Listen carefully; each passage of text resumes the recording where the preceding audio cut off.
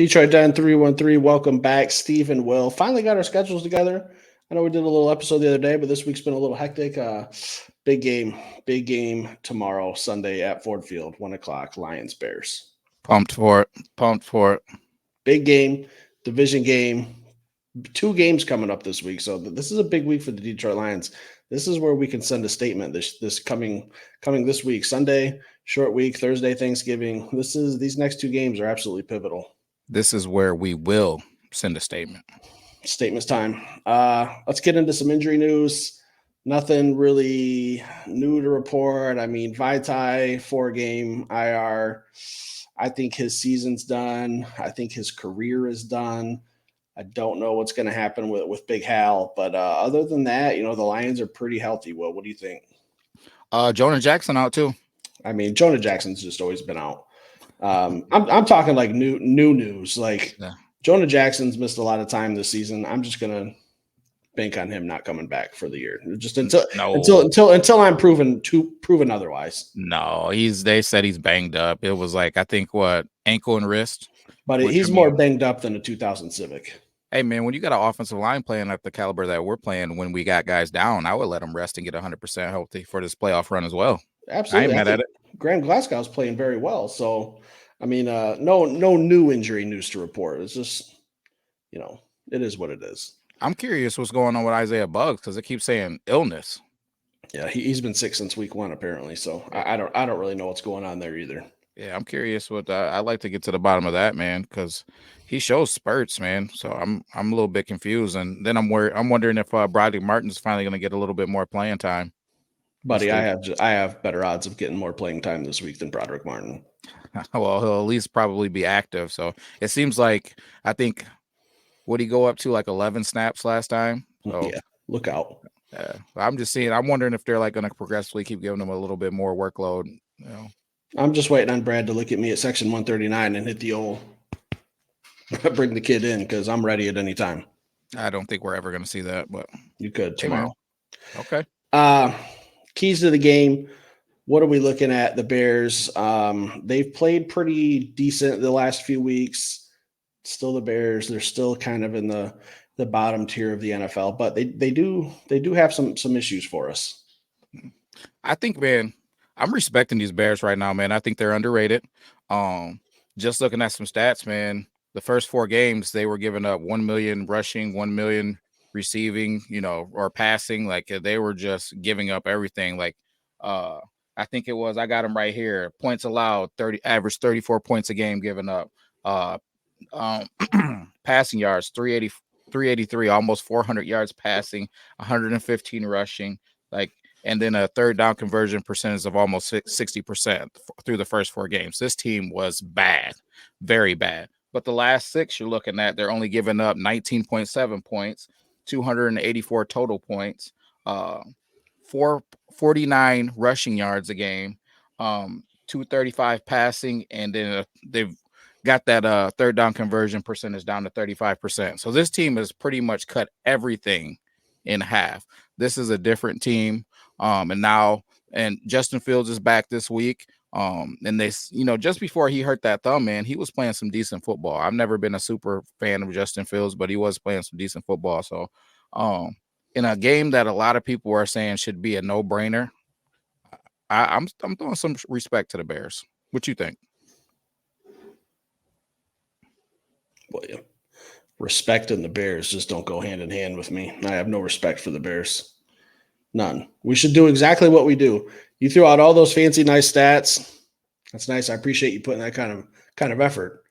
The Chargers defense had a pretty good defense last week too, and we absolutely ripped them apart. So I think we're going to impose our will. I think we're going to line up. We're going to run the ball because you're forgetting one key factor, William.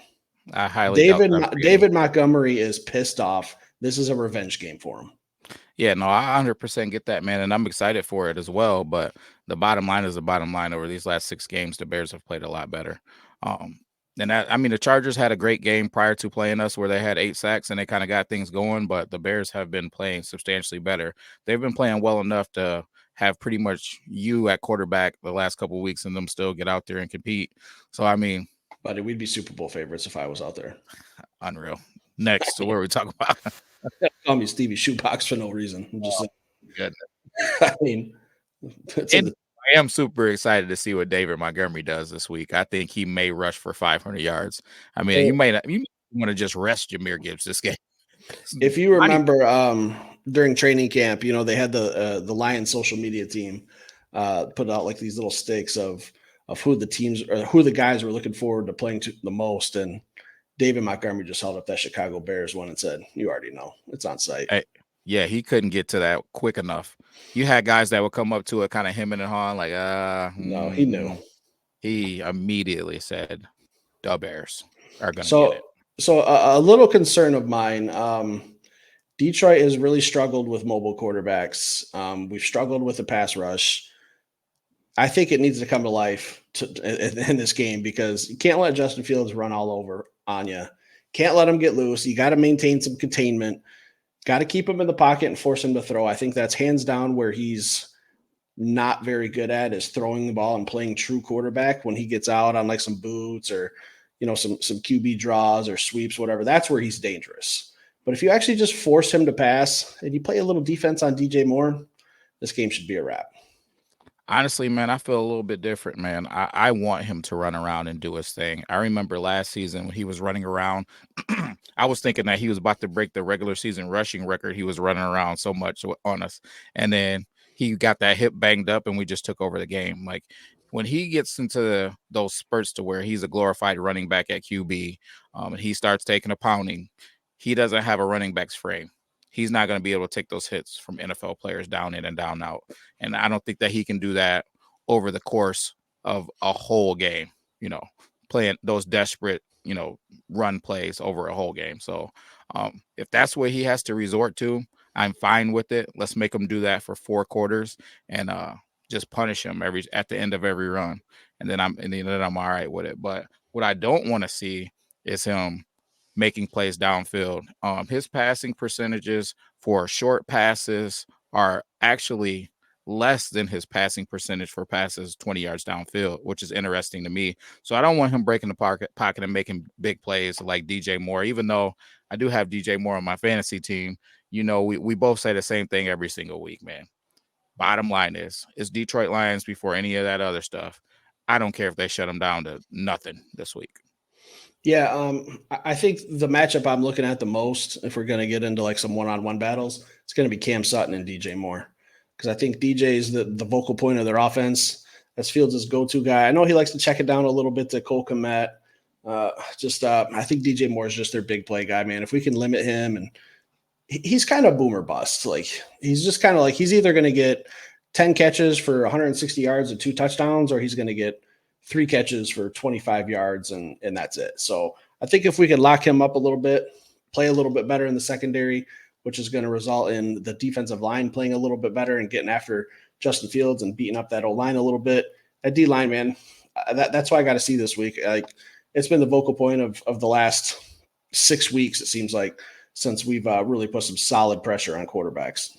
Yeah. I'm about like just really taking a step back from how you feel about the game and just breaking some stuff down. And I did see a stat the other day. I think it was on Pride of Detroit that I saw it first, and then I started digging a little bit more. But it was the Detroit Lions have the lowest explosive play percentage for their defense, and explosive play meaning runs over 10 yards and passes over 20 yards. So for a defense that pretty much everybody has been hammering, for them to be kind of just not giving up a lot of huge plays, it just kind of made me think like, man, like sometimes when we look at these games, we kind of hit that panic button and say, whoa, man, this defense is terrible, or this defense is, really needs this or that or whatever.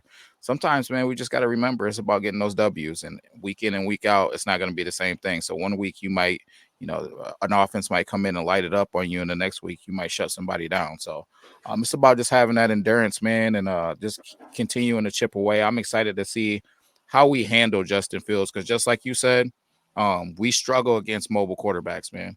I don't know that Justin Fields has the pieces around him that he needs to be able to really exploit that like some of these other teams. But if he runs around and kind of takes over this game and making those crazy 60 and 70-yard runs to the house, that would be problematic. But giving up a 20, 30-yard run here and there and then stalling them out and holding them to field goals or, stalling out drives, I would be 100% fine with. And I'm hoping that's what we see. Pretty much at the end of the day, just win. I don't care how it is. I'm with you. Some days your offense might be on fire. Some days it might be a little sluggish. It only matters on the final score when the clock hits zeros. Yep. What's the biggest key to the Lions getting this win today? Controlling our identity like we always do and winning a battle up front with our O-line. It was a all 22 post that a guy posted with our offensive line. And I've never seen anything like it, man, in the NFL. It was every single one of our guys blowing the Chargers 2 yards off of the ball. David Montgomery was 3 yards down the field before he came in contact with a D lineman.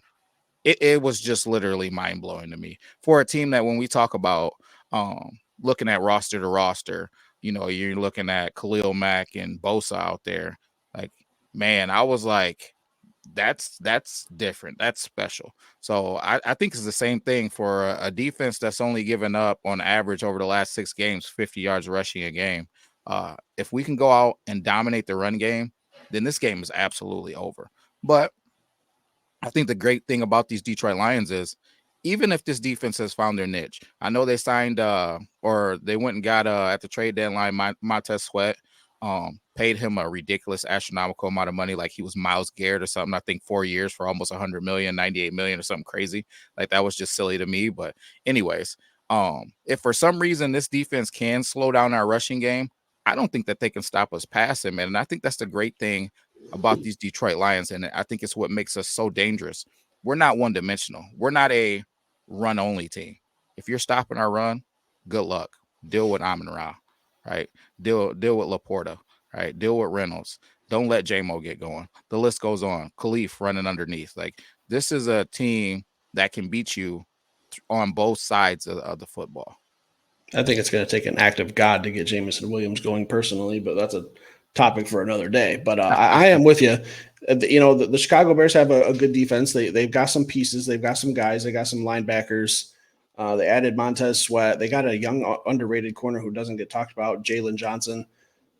Jared Goff's got to be on point. He's got to make smart decisions.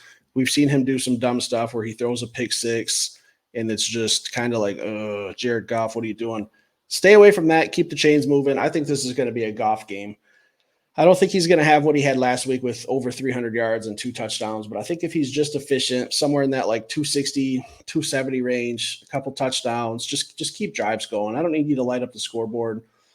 Just be smart with the football. I think that's what it's going to come down to, because I think we can put this game away with the run game if we get it going. I don't see them holding us less than 50 yards. As a matter of fact, hot take, both running backs have over 50 yards this week, if you want me to be honest. Like I don't think that's even like a hot take. I think that's, I'm about to say, I don't even think that's a hot take. But like 49 points or 49 rushing yards a game. Like I think both our running backs will end up with that. So I'm not worried about the run game. We got the best O-line in football. Do what we do, line up, protect, run, do it all. I'm interested to see what the snap share is this game, because Dan Campbell's a player's coach, and he knows what the situation is. So do we see a heavy dose of David Montgomery? Like that's what I'm wondering.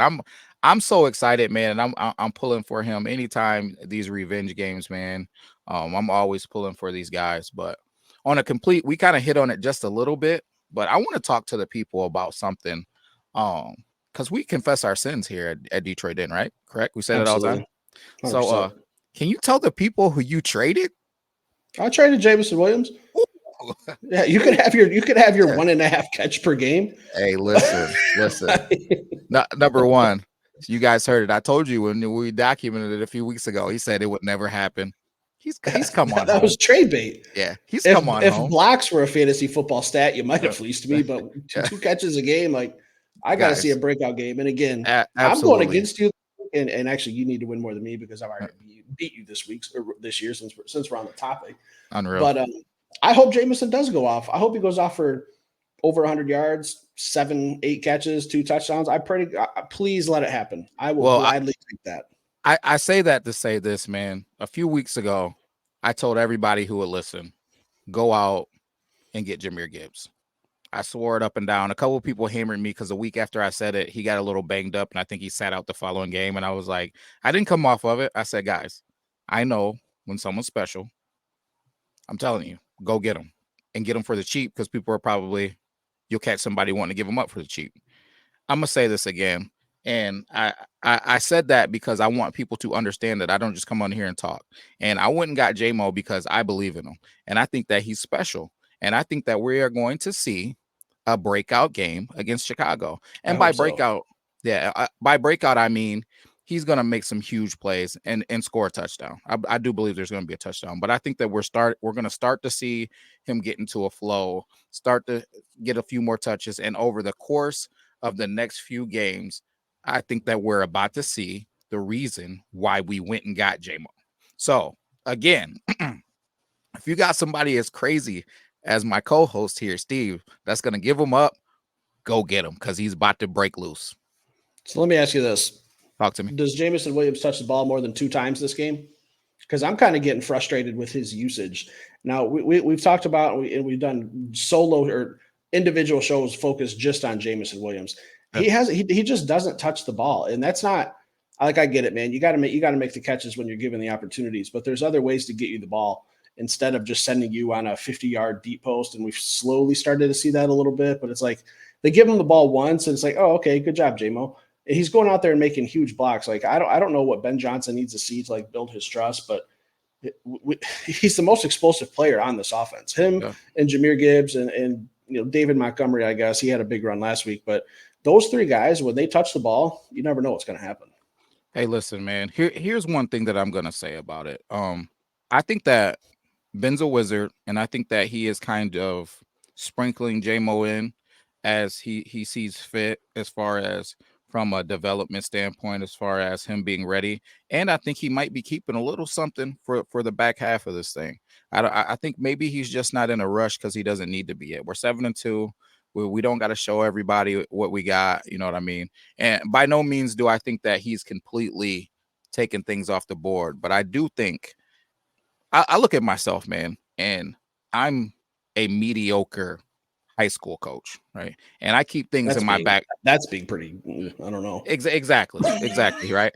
So I keep things in my back pocket for the back halves of the seasons, right? So to think that Ben isn't keeping things in his back pocket for when these things really matter, I think would be crazy. I think he has some J-Mo things that he's going to pull out, maybe when we're about to take out Philadelphia, you know what I mean? Maybe that's when you start to see some of those things. You know what I mean? William. Maybe when we're about to smack on San Francisco. Maybe that's when I'm being serious, man. Like, to think that he doesn't have some plays that are for special moments and special times on the back half of the season, some sets, that's just crazy to me. I would if guarantee, you think Ben Johnson is holding on to plays for the NFC Championship game that we are not even guaranteed to get into. Really, I'm talking about the playoffs, but I would venture to say if you think that he's not, you're nuts, because we haven't necessarily needed those things yet.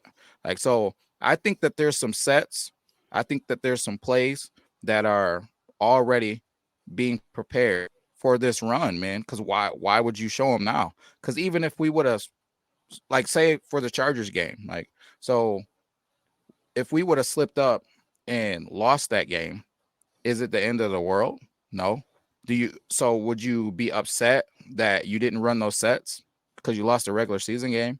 No. But would you be focused on making sure you have some sets and some things that people haven't seen when you go into this playoff run?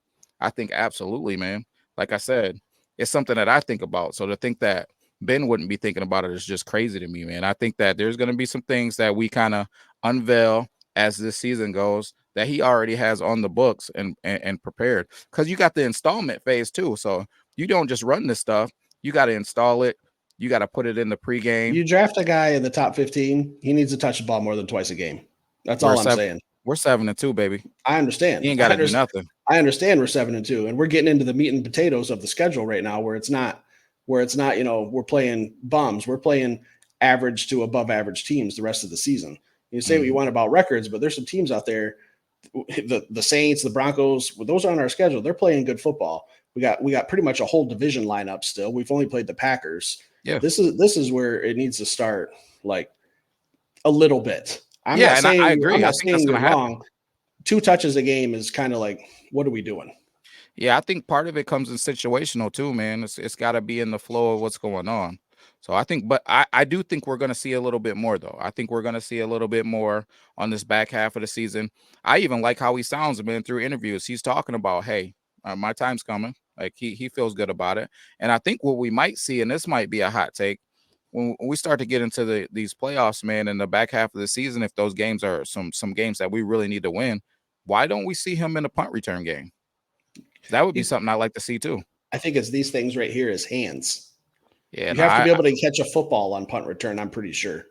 I hear you, man, but I don't really have an issue with him catching punts. I've seen him catch punts in high school, and I know that's way different. I also seen him catch punts at Alabama. So I mean, it's those are things that I'm not really truly worried about to the level that other people are. I watched this dude make plays and at practice, man, where he catches slants and he makes all types of moves and he's explosive. So I mean, I think once he gets his rhythm, he'll be just fine, man. Will he ever be a guy that catches the ball like Amon-Ra St. Brown? Probably not. You know what I mean? But I just need I understand getting him the ball, but punt return, I'm probably on an island by myself because I've seen other people call for that. I want to get him the ball in a more controlled way. Like I like Khalif Raymond back there. Punt return for me is absolutely terrifying. I have my own personal experiences with punt return. Not going to get into that. I'm not an athlete, but you got to have someone back there that's sure-handed, and J-Mo is probably 7th on my list of people I want back there when it comes to that. Listen, here's what I'm going to say to you, man. And David Montgomery spoke on it. He was jogging next to David Montgomery, an NFL running back. Like, so am I going to tell you that I want J-Mo back there down in and down out? Absolutely not. But would I put J-Mo back there when a team is backed up inside of their goal line and we're up by a touchdown or down by a touchdown or up by 3 or a pivotal point in a game to try to make a play where I know that they're going to kick the heck out of the ball and have to maybe outkick their coverage and he's going to have a opportunity to be able to make a play? I absolutely want J-Mo out there, and I'm just going to tell him, hey, man, here's the bottom line. If you got space, you catch it and take off. If you don't, you let that thing bounce and we get out of the way. Like if I'm worried about the hand situation. Yeah, let it bounce and end up on the 1-yard line, and now my offense has to go 99. That's what I also worry about. Hey, bottom line is this, man. If they're kicking out of their goal line and they kick a 90-yard punt, so be it. I'm just saying. We can get them the ball in other ways. Other than gunners coming down at full speed trying to take his head off with questionable catching ability. But let's talk a little bit Jahmyr Gibbs. Yep. He's kind of thrown his name in this rookie of the year. I think it's kind of a 3-horse race right now. And I think this game could be like a catapult to get him into that offensive rookie of the year. What do you think? Well, my first question would be, who's the 3 heads? CJ Stroud and who? CJ Stroud, Jahmyr Gibbs, and maybe Jordan Addison. Get the heck out of here with Jordan. Are you nuts? Addison. No, get the heck out of here with Jordan Addison. If look Justin at Jefferson, the stats. He's breaking stats. I know. There's nobody else out there. KJ Osborne. I'm not saying there was. I'm just saying he's a candidate for offensive rookie of the year. All I'm saying is when Justin Jefferson comes back, he's going to disappear. He might have a play here or play there. I don't think he's going to put up numbers once Justin Jefferson. He was still catching touchdowns when Justin Jefferson was there. So, but anyways, I do think it is down to those 3. He's got 7 touchdowns on the year. Like I said, he's been playing without Justin Jefferson out there. Like, so he's been the dude. Like, I get it. But I don't think that he's in that conversation. I think it's CJ kind of running in a lane of his own right now. And if Jahmyr can keep this thing going, I think that he definitely gets in that conversation. And you know I'm cheering for him. So I love him. But I think Addison is on the outside looking in. Now, if something happens and Justin Jefferson doesn't come back, he definitely I'll have a shot. But I think that it's kind of like that Puka Nacua situation. Like once Cooper Kupp came back, them numbers went. He had the first game back. Do you think Jahmyr Gibbs is the favorite right now? I think CJ Stroud is the favorite right now. Okay, we were about to argue big time right there. I just said that. Yeah, I think CJ Stroud is the favorite right now. But if quarterbacks are always going to get the tie. But I agree. 100%. Yeah, Jahmyr's playing good.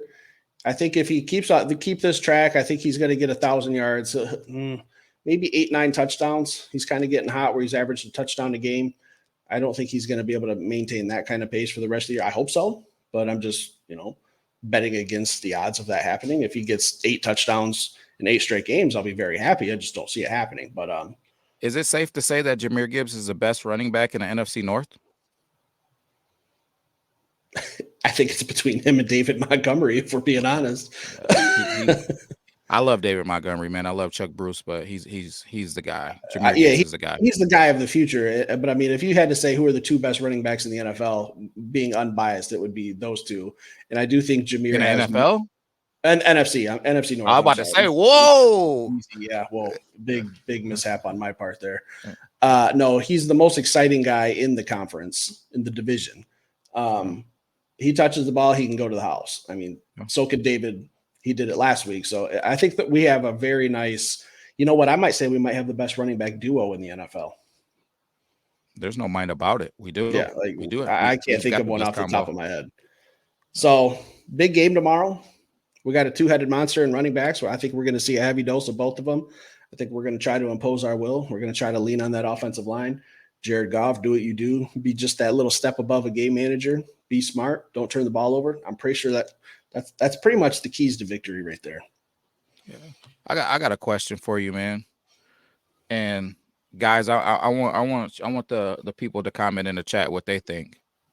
Do the Lions rush for over 100 rushing yards As a what team? do you think? As a team, absolutely. Oh. That's a no-brainer. Yeah, with this team holding teams to 49 yards over the last 6 games, I was just wondering where you were at with it. Yeah, I feel the same. I don't know the Chicago Bears schedule of who they played the last 4 or 5 games, but do they have a running attack and offensive line like we do? I'd be willing to say no. I'm not even messing around anymore with these Philadelphia Eagles, man. I think that the Lions had a flat out the best offensive line in football. Yeah, our offensive line is a lot younger. So, I mean, Philly's got a nice offensive line. They got a very nice 1 through 5, but they're just a little bit older. I mean, Kelsey, we didn't think he was coming back. Who's that right side? Lane Johnson's kind of like at the back end of his career. They don't know when he's going to, how much time he's got left. We got our offensive line for the next X amount of years. Like, who's the senior citizen on that group? Taylor Decker? Yeah, Taylor Decker. Like, he's still, in his really good probably years. Ragnow. Yeah, I mean, so I think we're just set up younger. I mean, no knock on Philly. Don't even know why we're talking about them bums. I'm not worried about them till we knock them out of the playoffs in the NFC Championship, according to Will. And Jameson Williams is going to have 10 catches, 155 yards, and 6 touchdowns. Don't forget the punt return to the house. Yeah, the punt return might throw for one. Who knows? Who knows? Let's get ready for game day real quick. Score prediction. Hey, man, I think these conference games are always played tough. I'm going to go with 24-17, Detroit Lions. You stole my number because I'm going to say Detroit Lions 24, Chicago Bears 13. I like that better. So leave a comment down below, guys. Let us know what you think. We've covered a lot. Half-hour show today, one of our longer ones. Let us know what you think. If you're new to this channel, hit that subscribe button. We will be back later tonight, hopefully talking 8-2 Lions, getting ready for Thanksgiving. We will see you tonight. Peace.